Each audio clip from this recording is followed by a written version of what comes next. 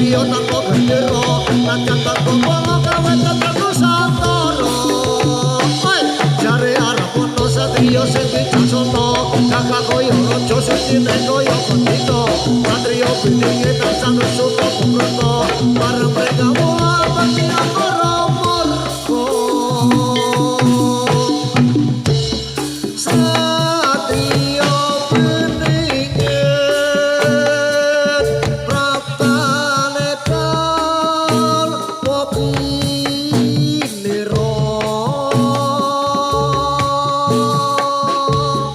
bakal dadi palang lakune Rodur Jono satrio piningit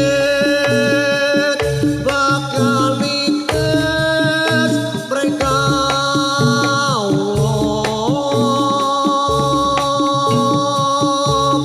sing tansah prasaja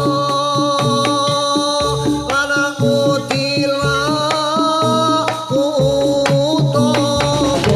satrio piningit tansah nudenadewa bakal elingake mau mati modho satrio piningit bakal nyirek